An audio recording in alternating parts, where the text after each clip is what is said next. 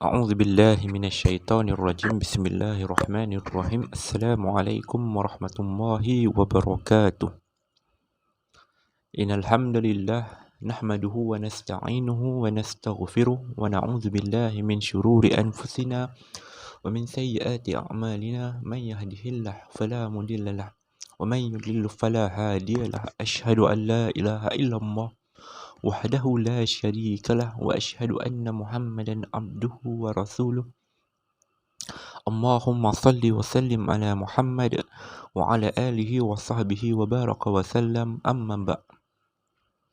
Alhamdulillah, summa alhamdulillah, kita panjatkan setinggi-tinggi rasa kesyukuran kehadirat Allah Subhanahu wa taala kerana dengan izinnya kita dapat teruskan lagi pembelajaran kita pada hari ini, insya-Allah. Okey, kalau yang lepas kita berhenti pada tajuk tentang riwayat keunggulan Khulafa' Ar-Rasyidin, tentang cerita tentang Khulafa' Ar-Rasyidin, yang mana kita dah ceritakan mengenai biodata Khulafa' Ar-Rasyidin serta sifat-sifat peribadi dia. Okey. Cuma belum habis lagi. Hari ini kita akan masuk dalam sumbangan 4 orang Khulafa' Ar-Rasyidin serta pengajaran yang kita boleh ambil daripada kisah keunggulan perjuangan Khulafa' Ar-Rasyidin ini. Okey, yang ada buku teks boleh buka muka surat 155. Kita sambung untuk pelajaran yang ke-22, bahagian 2 ini. Okey. InsyaAllah. Okey, secara ringkasan, kita recall balik apa yang kita belajar kemarin, iaitu tentang 4 orang khulafa. Selepas apa yang dimasukkan dengan Khulafa' Ar-Rasyidin, Khulafa' Ar-Rasyidin adalah pemerintah yang memerintah selepas kewafatan Rasulullah SAW, dan mereka ni dalam kalangan sahabat. Ada 4 orang Khulafa' Ar-Rasyidin. Yang pertama Abu Bakar As-Siddiq, yang kedua Umar Al-Khattab, yang tiga Uthman bin Affan, yang keempat Ali bin Abi Talib.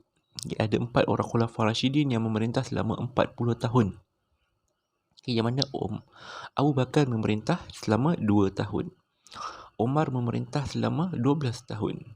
10 tahun. Uthman memerintah selama 12 tahun. Dan Ali memerintah lebih kurang pada 4 ke 5 tahun. Okey.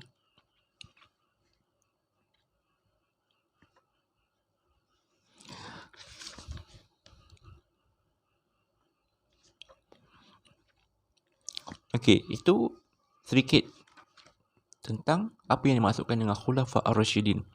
Okey. Kemudian kita masuk biodata. Siapa dia Abu Bakar? Nama sebenarnya siapa? Abu Bakar Abdullah bin Uthman. Abdullah bin Uthman. Okey. Tentang biodata Abu Bakar As-Siddiq, Umar bin Al-Khattab, Uthman bin Affan, Ali bin Abi Talib. Apa yang biasa kita dengar dan apa yang jarang kita dengar. Selain daripada itu, kita masuk juga dalam sifat-sifat peribadi 4 orang khalifah ini. Macam Abu Bakar, dia ni seorang yang orang kata, mana kita cakap, setikawan, sangat rapat dengan Rasulullah. Selain tu, dia ni juga seorang yang sangat pemurah. Seorang yang sangat pemurah. Dia ni As-Siddiq, iaitu orang yang sentiasa membenarkan apa yang Rasulullah katakan. Dia ni cintakan kebenaran. Itu Abu Bakar. Kalau Umar pula, kita dah tahu, Umar ni seorang yang berani, tegas. Seorang yang tegap, gagah dalam perjuangan. Dia ni kalau dia kata A lah. Sebab dia tahu yang A tu yang betul. Jadi dia akan tetap dengan yang A tu. Umar ni, itu antara sifat peribadi dia yang kita boleh ingat lah. Dia seorang yang tegas. Orang kata garang lah, tapi garang tak berapa sesuai. Sebab garang ni macam konotasi yang negatif. Kita ambil tegas. Umar ni seorang yang sangat tegas. Itu Umar. Kalau Uthman macam mana? Uthman pula dia seorang yang lemah lembut. Dia seorang yang pemalu, yang sehingga Nabi kata malaikat pun malu dengan Uthman ini. Uthman ni juga seorang yang hartawan, dermawan. Itu Uthman. Kalau Ali pula, apa kelebihan Ali yang kita boleh ingat? Ali, kelebihan dia adalah dia seorang yang cerdik. cerdas akal dia, pandai menulis, pandai membaca. Itu kelebihan yang Allah berikan kepada Sayyidina Ali bin Abi Talib. Selain tu, Ali ni juga seorang general ataupun ketua peperangan. Kalau Nabi pergi berperang, Ali ni biasa dia akan bawa panji. Kalau ada battle one by one, Ali ni antara orang yang akan pergi. Maksudnya Ali ni orang yang berani lah dalam peperangan. Dia ni fighter Rasulullah SAW. Okey, itu sedikit apa yang kita belajar pada kemarin. Okey, insya-Allah kali ni kita akan sambung seterusnya.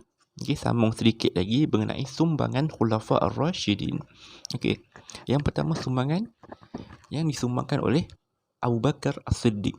Okey, dari segi politik, tengok sampai segi politik, Abu Bakar dia telah meneruskan cita-cita Rasulullah dengan menghantar pasukan Usamah bin Zaid ke sempadan negeri Syam untuk memerangi kerajaan Rom Timur, iaitu Byzantine. Okay. Yang mana pada waktu itu Rom ataupun Rom Timur ni dia di kawasan Syam, Turki, dan dia punya pusat dia dekat Syam lah. Okay. Dekat Syam, Damaskus. Okay. Dekat Damsyik. Jadi, dan juga sebahagian dari kawasan Palestin, Jordan. Syam tu termasuk Palestin dengan Jordan lah. Okay. Palestin dengan Jordan. Okay. Sebelum Rasulullah wafat, Rasulullah telah menghantar satu pasukan tentera yang diketuai oleh Usamah bin Zaid. Iaitu dia ni kita boleh kata sebagai cucu angkat Nabi. Orang yang rapat lah dengan Nabi sebab bapa dia Zaid. Bapa dia Zaid bin Harithah merupakan budak yang Nabi bela. Orang yang Nabi anggap sebelum sebagai anak angkat Nabi. Maksudnya dia rapat dengan Nabi. Anak angkat Nabi. Zaid bin Harithah ni yang Nabi bela dia sejak daripada kecil di rumah Nabi. Zaid bin Harithah. Jadi anak angkat Nabi. Jadi anak dia Usamah bin Zaid setelah bapa dia mati. Usamah bin Zaid pada ketika umur dia 18 tahun, Nabi dah hantar dia untuk mengetuai peperangan. Untuk balas dendam di atas peperangan yang sebelum ni.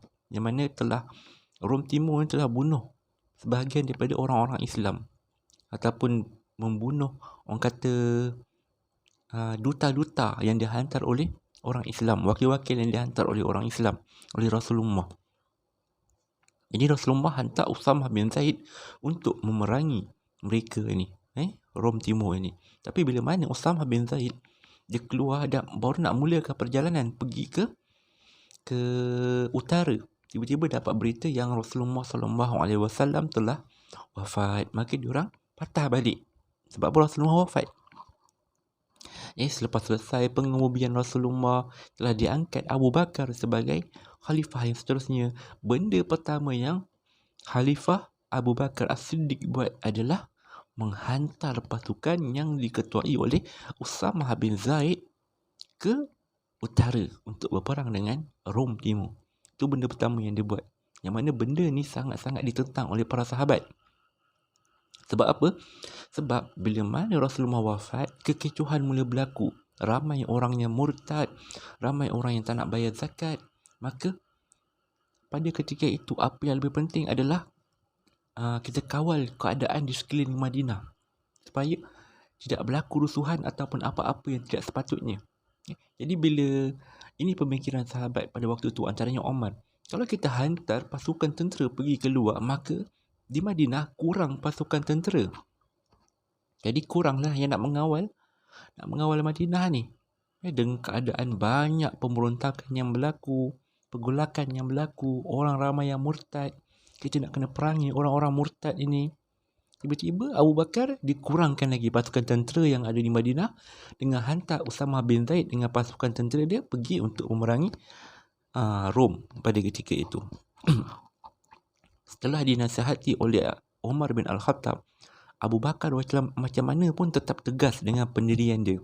Sebab kata Abu Bakar, kalaulah isteri-isteri Nabi digigit oleh anjing-anjing, aku akan tetap hantar Usamah bin Zaid ni keluar untuk berperang dengan Rom. Sebab apa? Pasukan Usamah bin Zaid ni bukan Abu Bakar yang nak hantar, tapi Rasulullah yang nak hantar. Jadi dia meneruskan apa yang Rasulullah buat. Jadi bila mana Usamah bin Zaid ni keluar dengan pasukan tentera dia untuk berperang, orang-orang yang berada di sekeliling Madinah, diorang tengok, sekarang ni tengah berlaku pergolakan dalam negara Islam Madinah ni. Maksudnya ramai orang murtad, ramai orang tengah nak memberontak. Tiba-tiba dalam keadaan macam ni, Abu Bakar boleh hantar lagi pasukan tentera dia untuk keluar pergi berperang dengan Rom. Hebat dia orang ni. Hebat. Dalam keadaan macam ini boleh hantar pasukan tentera untuk pergi berperang. Nak kata kat dalam Madinah ni lagi ramai lagi tentera yang ada, yang hebat-hebat, sehingga diorang sanggup, berani untuk hantar pasukan tentera pergi berperang. Itu yang dipandang oleh kaum-kaum di sekitar Madinah yang nak keluar daripada Islam ni. Jadi bila mana diorang tengok ada pasukan Usamah dengan tentera dia keluar untuk pergi berperang, diorang rasa tak beranilah nak memberontak, tak beranilah nak keluar daripada Islam. Maka diorang kata tidak meneruskan hasrat diorang tu. Sebab apa? Takut dengan keadaan yang macam itu, dengan tindakan Abu Bakar pada ketika itu. Jadi apa yang dibuat oleh Abu Bakar dengan menghantar pasukan tentera Usamah bin Zaid pergi ke Rom adalah satu tindakan yang paling tepat. Adalah satu tindakan yang tepat untuk menggerunkan musuh-musuh di sekitar Madinah. Sehingga Umar memuji Abu Bakar. Sebab bagi Umar tak akan buat apa yang Abu Bakar buat. Itu kehebatan Abu Bakar. Itu dari segi politik. Dari segi agama pula, dari segi agama, yang pertama, Abu Bakar telah memerangi golongan yang ingkar membayar zakat, golongan yang murtad dan Nabi palsu. Khalifah Abu Bakar As-Siddiq telah membentuk 11 pasukan angkatan perang untuk menghadapi kaum murtad yang memberontak di serata pelosok tanah Arab. Yang saya kata tadi, di awal-awal pemerintahan Abu Bakar As-Siddiq, ramai orang yang telah nak murtad. Yang nak murtad, yang tak nak bayar zakat, yang memberontak ramai. Sebab apa? Bagi diorang, Rasulullah dah mati. Kalau betul Rasulullah tu adalah Nabi, macam mana dia boleh mati? Ini pemikiran orang yang taksub. Dan kan Rasulullah tu adalah seorang manusia biasa, sebab tu dia akan mati. Tapi bila ini pemikiran orang yang dangkal akal dia, tak berfikir dengan yang waras, maka diorang ni nak murtad. Tapi disebabkan kehebatan Abu Bakar As-Siddiq dalam memerangi golongan-golongan ni, semuanya berjaya dipatah-patahkan oleh Abu Bakar As-Siddiq. Golongan yang tak nak bayar zakat jumpa dengan Abu Bakar. Abu Bakar kata, kalau kau tak nak bayar zakat, aku akan perangi kau. Umar kata, jangan macam tu. Mana boleh perang dengan orang yang tak nak bayar zakat? Sebab Nabi kata, kalau nak bunuh, nak perangi orang adalah orang yang orang yang telah berkahwin, yang berzina, orang yang keluar daripada Islam. Inilah orang-orang yang boleh dibunuh. Tapi mereka ni cuma tak nak bayar zakat. Mana boleh bunuh? Itu kata Umar. Tapi Abu Bakar kata apa? Kalau dulu masa zaman Nabi, diorang ni bayar zakat dengan kuda serta tali. Tapi bila zaman aku, diorang cuma hantar kuda je. Tali diorang tak nak hantar. Itu pun aku akan perangi diorang. Itu Abu Bakar pada ketika itu. Sangat keras. Abu Bakar yang selama ni kita tengok perwatakan dia seorang yang, yelah, kalau nak banding dengan Umar ni lagi keras. Tapi bila mana Abu Bakar naik sebagai pemerintah, dia ni seorang yang sangat tegas dengan keputusan dia. Sehingga Abu Bakar pun tak boleh nak menasihati dia dalam keputusan yang telah dia buat. Itu Abu Bakar. Jadi dengan sumbangan dia memerangi orang-orang murtad ni, orang-orang yang tak nak bayar zakat, selepas dia pada zaman dia, walaupun dia perintah 2 tahun dia, kerja-kerja Umar ni dah dipermudahkan. Bila Umar naik memerintah, dah tak ada dah kes-kes orang-orang nak murtad ni, orang tak nak bayar zakat, dah tak ada dah. Sebab apa? Telah diselesaikan di zaman Abu Bakar. Abu Bakar dah selesaikan benda-benda macam ini. Itu sumbangan Abu Bakar yang pertama dalam bab agama. Memerangi golongan tak nak bayar zakat, Nabi palsu dan juga golongan yang murtad. Ini termasuk dalam hal politik jugalah sebenarnya. Yang kedua, setelah tamat perang Yamamah, banyak tentera Islam mati syahid, termasuklah para penghafaz Al-Quran. Atas nasihat Sayyidina Umar bin Al-Khattab, Khalifah Abu Bakar telah mengarahkan Zaid bin Sabit supaya mengetahui usaha menghimpunkan Al-Quran yang tertulis pada batu, kulit haiwan, daun dan hafazan para hafiz. Salinan ayat yang dihimpunkan akan kemudian disimpan oleh Khalifah Abu Bakar, Sayyidina Umar Al-Khattab, Osman bin Affan dan Hafsah, iaitu isteri Nabi Muhammad. Ini di antara sumbangan yang dilakukan oleh Abu Bakar As-Siddiq di zaman pemerintahan dia, iaitu dengan pengumpulan Al-Quran. Iaitu selepas perang Yamamah, ramai orang-orang yang hafaz Quran dalam kalangan para sahabat yang syahid ataupun telah wafat. Maka kita Islam pada gitu kehilangan seorang, kata dia punya aset dalam hafazan Al-Quran. Jadi Omar yang nampak tentang benda ni melahirkan rasa kebimbangan terhadap Abu Bakar, sebab sejak daripada zaman Nabi lagi belum ada mushaf yang ditulis dengan lengkap tentang Al-Quran ini. Tak ada. Yang ada hafalan-hafalan dan lembaran-lembaran yang ditulis oleh sebahagian para sahabat. Jadi Omar dia berjumpa dengan Abu Bakar, mengatakan cadangan dia untuk mengumpulkan Al-Quran. Yang mana pada mula-mulanya Abu Bakar dia tak nak terima. Abu Bakar kata, macam mana kau suruh aku buat benda yang Nabi tak pernah buat? Sebab Nabi tak pernah buat pengumpulan Al-Quran ni. Tapi bila mana Omar pujuk dan Omar nyatakan apa sebab dia disuruh untuk kumpul Al-Quran ni, ada sebabnya, bukan saja-saja. Sebab zaman Nabi dulu wahyu masih turun. Sebab itulah tak boleh nak kumpul Al-Quran. Tapi bila mana Nabi SAW telah wafat, Al-Quran telah lengkap. Wahyu dah takkan turun lagi dah. Jadi bolehlah untuk kita kumpul Al-Quran. Tambah pula dengan ramai para hafiz yang wafat di medan perang. Maka bila dipujuk oleh Omar, dirasionalkan oleh Omar, Abu Bakar pun bersetuju. Maka diorang pun melantik Zaid bin Sabit untuk mengetahui pengumpulan Al-Quran. Zaid bin Sabit ni seorang penulis wahyu Rasulullah. Jadi dia antara orang yang dekat dengan wahyu-wahyu yang turun, Zaid bin Sabit ni. Walaupun pada mulanya Zaid bin Sabit sama juga macam Abu Bakar, dia tak nak terima benda ni. Sebab dia kata, kalaulah kau suruh aku alihkan gunung Uhud tu, itu lebih ringan bagi aku daripada aku buat sesuatu yang Nabi tak pernah buat. Ini sikap para sahabat. Para sahabat, bila mana benda tu Nabi tak pernah buat, diorang takkan sekali-kali buat. Ini para sahabat. Lebih-lebih lagi dalam bab ibadah, bab akidah, diorang takkan buat benda yang Nabi tak pernah buat. Tapi bila benda ni dirasionalkan balik oleh Omar, oleh Abu Bakar, maka Zaid bin Sabit pun bersetuju dengan apa yang dicadangkan oleh Omar dan juga Abu Bakar. Maka Zaid bin Sabit dia mengetahui pengumpulan Al-Quran ini sejak daripada situ. Jumpa dengan para sahabat, tanya bacaan ni, cek balik lembaran-lembaran yang ada dalam sebahagian para sahabat simpan. Maka dia mengumpulkan Al-Quran ini jasa Zaid bin Sabit yang diperintahkan oleh Abu Bakar melalui orang kata nasihat Umar bin Al-Khattab. Itu di antara sumbangan Abu Bakar As-Siddiq. Yang kedua, sumbangan Umar bin Al-Khattab. Di mana Umar ni pada zaman dia adalah zaman kegemilangan Islam.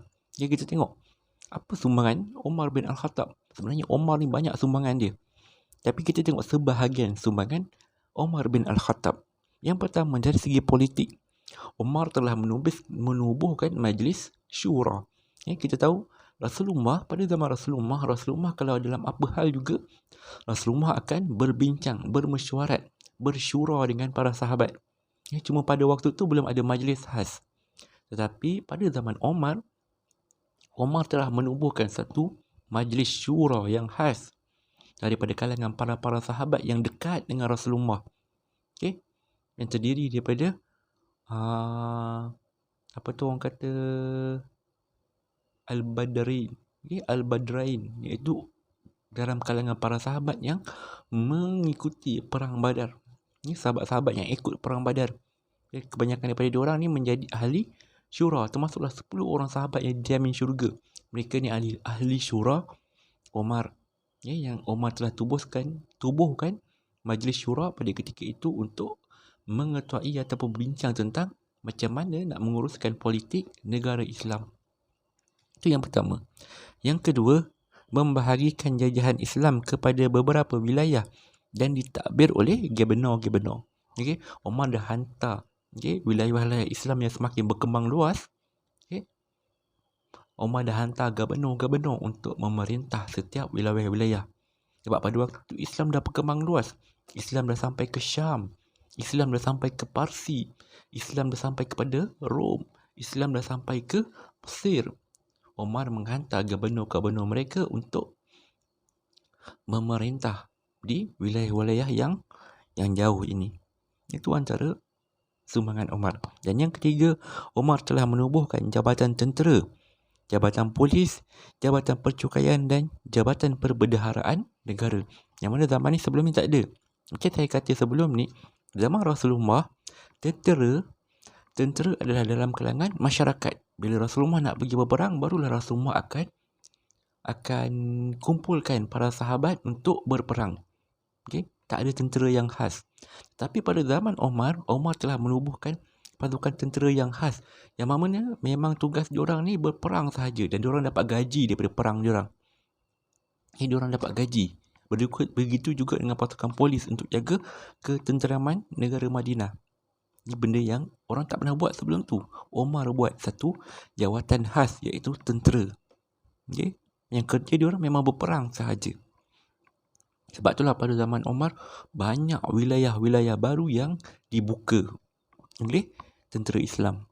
Itu dari segi politik. Dari segi sosial, yang pertama, Omar menetapkan wang sara hidup kepada rakyat berdasarkan keutamaan dan perjuangan mereka.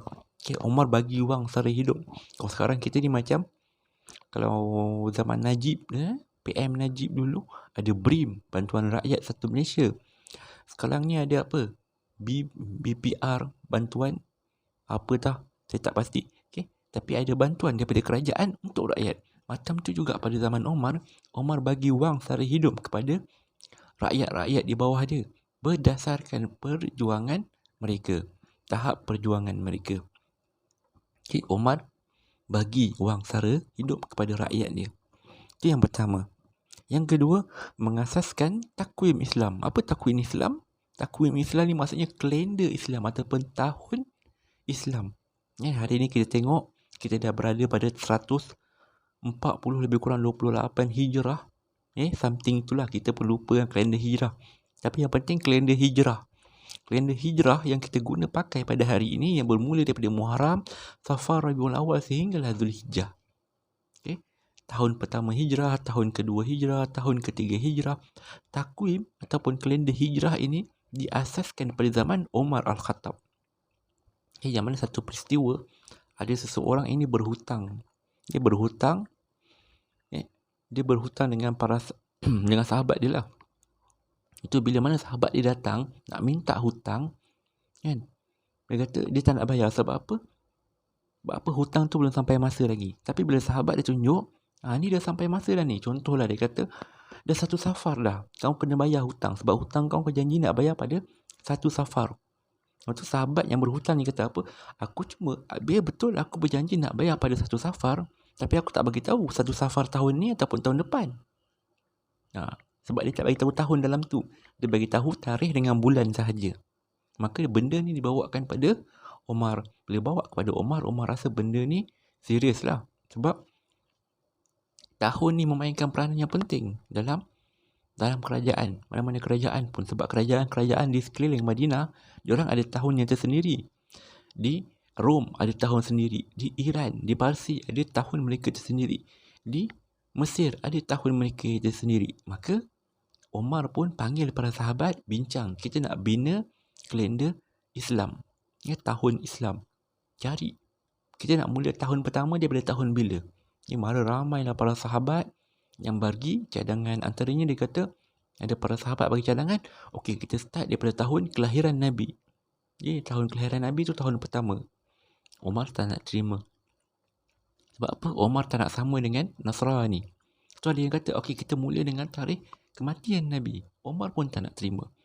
Kemudian ada orang mencadangkan untuk dimulakan kalender Islam bermula dengan tahun penghijrahan Rasulullah SAW.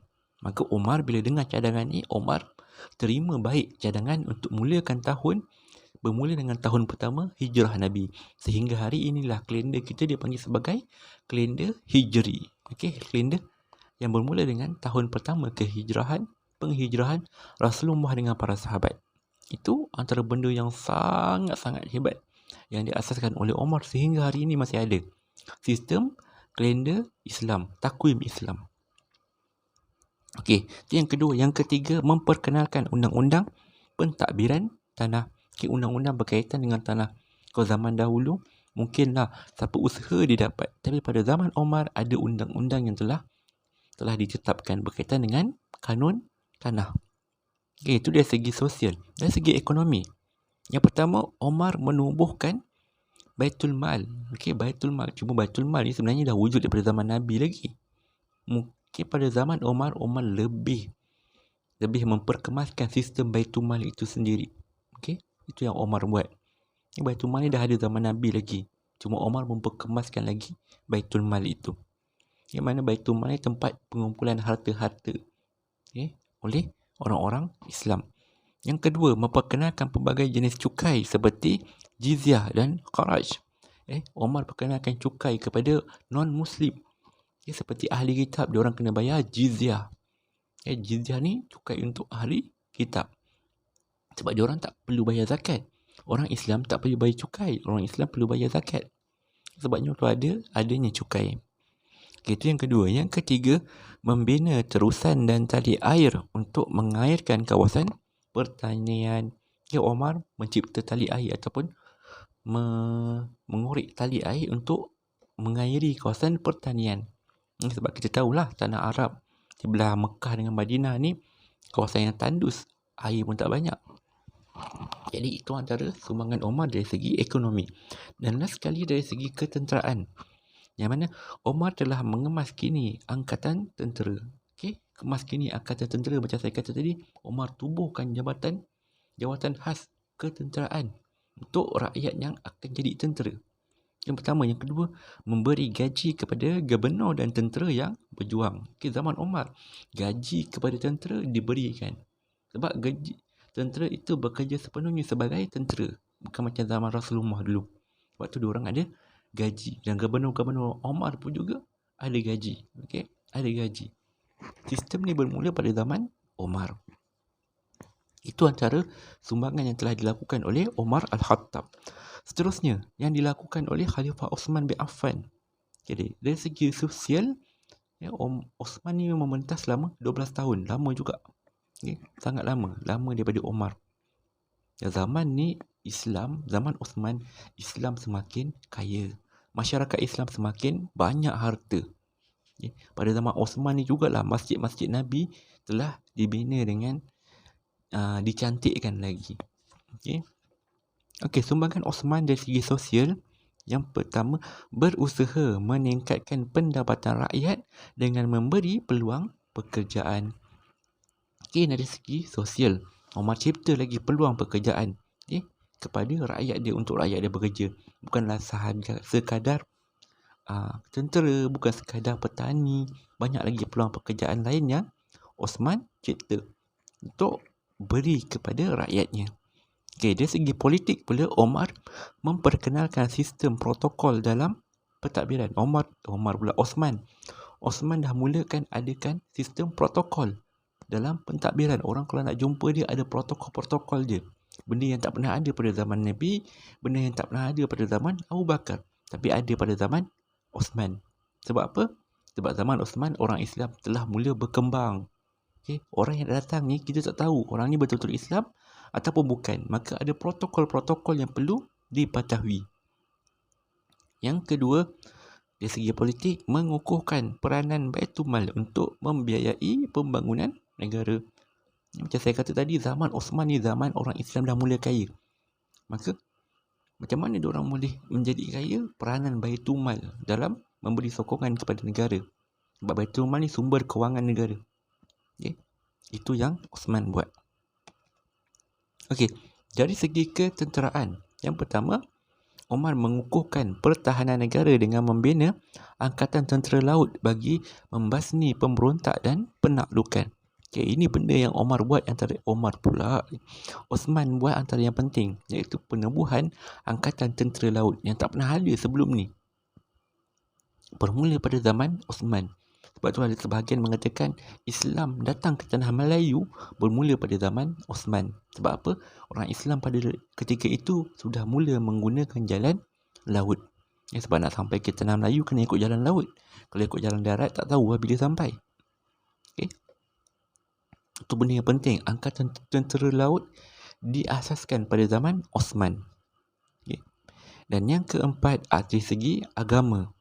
Yang pertama, membentuk jawatan kuasa untuk menyalin semula ayat Al-Quran yang dikenali sebagai Mushaf Osmani. Kenapa? Sebab pada zaman Osman, tentera kan dah mula ramai, negara Islam dah mula berkembang luas.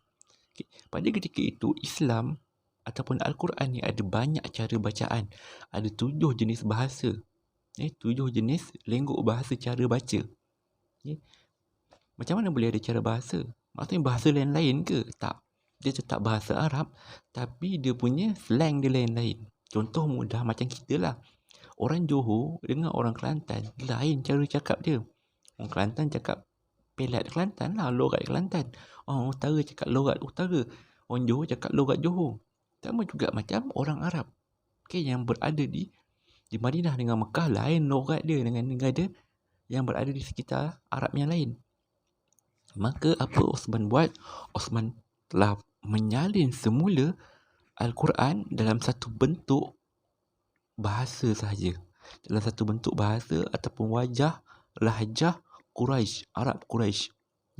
Kemudian Osman telah mengarahkan untuk dibakar semua Al-Quran yang selain daripada Mushaf Utsmani ini.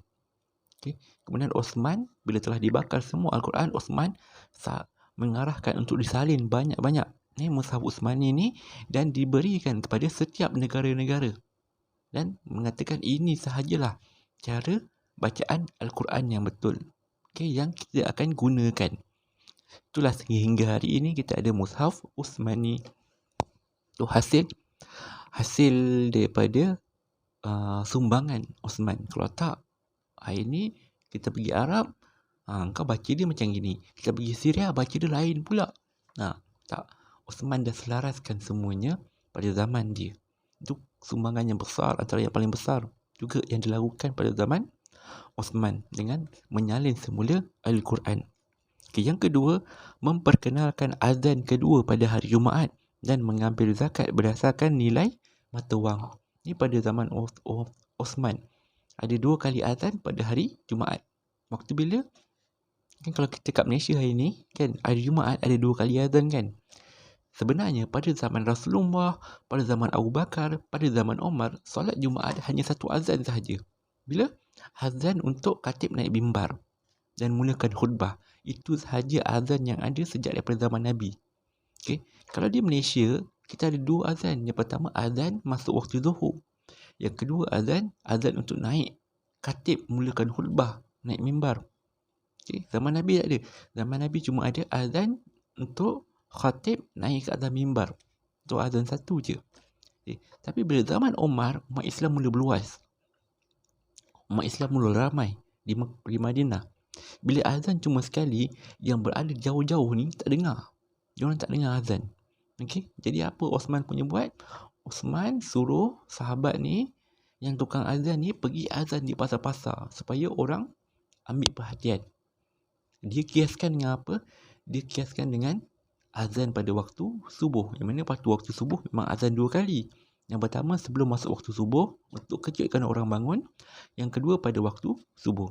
Maka Osman cipta ataupun buat 2 azan pada zaman dia. Yang pertama, azan yang pertama sebelum masuk waktu zuhur untuk peringatkan orang ramai. Yang kedua ketika masuk waktu zuhur dan ketika khatib naik untuk naik berkhutbah. Azan yang kedua je khatib terus naik khutbah. Beza dengan kita. Kita azan pertama masuk waktu zuhur. Zaman Osman, azan kedua ni yang masuk waktu zuhur ataupun khatib naik ke mimbar untuk berkhutbah. Jadi ada beza sedikit walaupun bilangannya sama. Itu yang kedua. Dan yang ketiga, membeli tanah untuk membesarkan Masjid Nabawi. Okey, Masjid Nabawi yang kita nampak besar hari ini, itu hasil sumbangan Osman bin Affan. Okey. Itu Osman bin Affan. Yang last sekali sumbangan Ali bin Abi Talib. Ali bin Abi Talib. Okey, Ali bin Abi Talib ni sumbangannya mungkin tak banyak. Sebab apa? Pada zaman dia naik jadi pemerintah, krisis dalam dunia Islam mula berlaku. Fitnah mula tersebar luas. Sebenarnya fitnah ni bermula daripada zaman Osman lah. Tapi bila Ali ambil alih, krisis tu makin besar lah. Sebab dia mewarisi krisis. Ya, tapi benda ni bukan salah para sahabat. Ini salah pemberontak-pemberontak yang memberontak dengan Osman bin Affan. Kita tengok sumbangan Ali bin Abi Talib. Yang pertama, dari segi sosial. Dari segi sosial, Ali bin Abi Talib berusaha mengekalkan kestabilan dan keharmonian negara. Okey? Sebab pada waktu tu orang mula memberontak. Ada banyak puak-puak dalam Islam. Masa itulah munculnya puak Khawarij. Masa itulah munculnya puak Syiah. Masa itulah munculnya puak yang kita gelar sebagai Ahli Sunnah wal Jamaah. Banyak puak-puak pada waktu ketika itu. Okey? Dan diorang ni berpuak-puak saling nak lawan antara satu sama lain. Okey? Maka Islam mula berpecah. Jadi Ali dengan sedikit kekuatan yang dia ada, cuba untuk menstabilkan keadaan umat Islam pada ketika itu. Yang mana umat Islam pada ketika itu ataupun negara Islam dah sangat luas, sangat ramai. Jadi nak menjaga sepenuhnya susah. Okey. Itu yang pertama. Dari segi ketenteraan, Ali telah membina markas tentera di Parsi dan simpadan Syria. Okey. Antara benda lain, waktu zaman pemerintahan Ali telah memindahkan pusat pentadbiran daripada Madinah pergi ke Iraq. Iraq di apa nama tempat kat Iraq tu? Saya lupa, tapi yang penting dijadikan Iraq sebagai pusat pemerintahan. Allahumma salli ala Muhammad. Saya tak ingat. Nanti saya ingat saya beritahu. Okey. Ali telah memindahkan pusat pemerintahan daripada Madinah pergi ke Iraq. Okey, pergi ke Iraq. Jadi pemerintahan Islam berada di Iraq pada ketika itu. Okey, dan Ali juga telah membina pasukan ketenteraan di Iraq, juga pasukan yang menjaga sempadan. Okey, menjaga sempadan di Syria. Sebab apa Syria? Sebab Syam ada kat situ. Kenapa Syam? Sebab Muawiyah ada kat situ. Sebab waktu tu ada pergolakan di antara Ali dengan Muawiyah. Ini pergolakan mengenai pembunuh Osman. Itu je sebabnya. Bukan sebab lain pun. Ini sebab Muawiyah dia nak tuntut bela di atas kematian Osman. Dia nak pembunuh Osman diberi pengadilan. Tapi Ali pula tahu pembunuh Osman ni ada dalam pasukan tentera dia. Jadi nak beri hukuman tak boleh sewenang-wenangnya. Susah. Takut nanti tentera memberontak. Okay. Jadi dalam keadaan ni, ijtihad Ali tu lebih tepat sebenarnya. Okay. Walaupun dua-dua para sahabat ni berijtihad masing-masing. Okay. Dua-dua tak bersalah. Itu yang kedua. Yang ketiga, dari segi ekonomi, Ali telah meneruskan kutipan jizyah yang dimulakan daripada zaman Umar Al-Khattab. Itulah di antara sumbangan-sumbangan keempat-empat Khulafa Rashidin. Sebenarnya panjang lagi. Okay. Panjang lagi sumbangan yang diberikan oleh 4 Khulafa Rashidin. Cuma kita boleh ambil iktibar daripada sumbangan-sumbangan yang mereka buat ni. Mereka ni pemimpin yang hebat. Ya. Abu Bakar walaupun 2 tahun yang dia pimpin tu sangat penting untuk memperkukuhkan Islam. Yang mana pada waktu tu mula nak berantakan atas sebab kematian Rasulullah. Okay. Zaman Umar pula, Umar dah mewakili kekukuhan agama Islam. Maka Umar mula menyebar luaskan Islam ke serata tempat. Zaman Umar lah banyaknya siri-siri pembukaan kota-kota lain. Okay. Siri pasukan ketenteraan yang banyak pada zaman Umar. Osman pula, zaman dia Islam sudah mengecapi tahap kemewahan dia pada ketika itu. Sebab apa? Dunia Islam dah terbentang luas. Harta dah mula mengalir banyak ke dalam dunia Islam. Jadi sebab tu zaman Umar ni agak sedikit mewah pada ketika itu. Mana pada zaman Ali pula, zaman Saidina Ali, krisis mula berlaku terhadap umat Islam pada itu.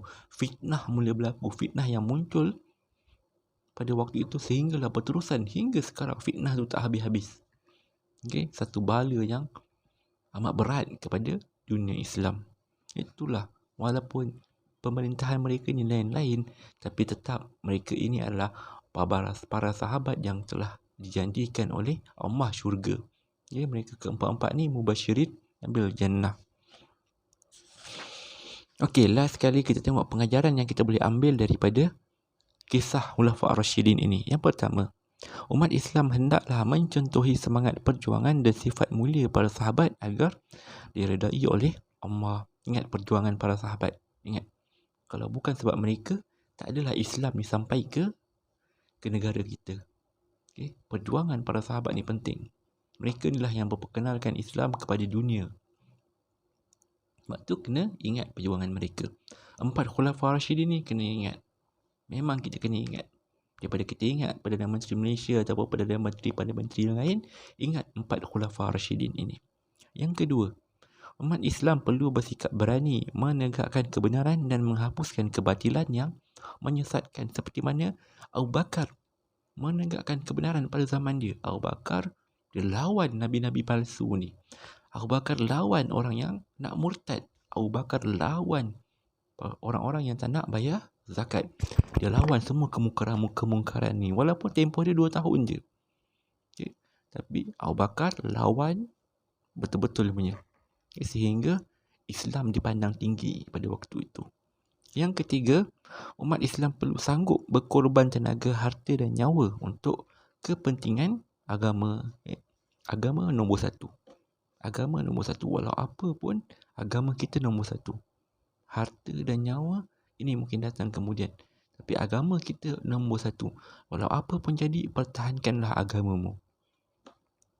Okay, nombor 4, kita perlulah mentaati dan menghargai sumbangan pemimpin Islam yang banyak berjasa. Okay, bila mana kita baca sirah-sirah para sahabat Nabi, para Khulafa' Ar-Rasyidin, maka kita akan ambil sedikit sebanyak pengajaran daripada mereka dan kita menghargai apa yang telah mereka buat untuk agama kita. Okay? Sumbangan mereka kepada dunia Islam sangat besar. Kita pun tak mampu nak lawan, sehingga Rasulullah kata, kalaulah orang selepas daripada zaman Nabi lah, dia dalam kalangan bukan para sahabat, maksudnya macam zaman kita ni lah. Okay? Kalau orang selepas daripada kamu ni para sahabat, mereka bersedekah dengan emas sebesar Bukit Uhud. Bukit Uhud ni besar, sangat besar. Okay? Sangat besar, panjang pun panjang, lebih kurang 12 km panjang dia, kalau tak silap, dan dia sangat besar. Nabi kata kalau seseorang itu bersedekah dengan emas sebesar Bukit Uhud, maksudnya banyaklah sumbangan dia, tetap tidak akan dapat melawan sumbangan para sahabat walaupun hanya sebelah tangan. Nak kata apa? Sahabat walaupun sumbangan dia cuma sebelah tangan, tapi sumbangan dia tu betul-betul berharga. Betul-betul orang kata betul-betul ikhlas untuk agama. Sebab sesuatu itu bukan hanya dinilai melalui kacamata jumlah wang ataupun jumlah harga. Tidak. Sesuatu itu diukur melalui pengorbanan. Pengorbanan para sahabat ni sangat-sangat besar. Sebab itulah sedekah mereka sebelah tangan pun kita tak mampu nak saingi. Sebab apa yang mereka perjuangkan, apa yang mereka korbankan, itulah yang membina Islam sehingga hari ini. Okay. Itulah untuk pembelajaran kita pada hari ini, hasil sambungan pembelajaran yang minggu lepas. Okey, jika ada sebarang persoalan, bolehlah ajukan kepada saya. Jangan lupa komen nama kamu serta nama kelas kamu. Okey, kita jumpa untuk kelas pada minggu hadapan. Aku liqauli hadza wa astaghfirullahal azim li wa lakum. Wassalamualaikum warahmatullahi wabarakatuh.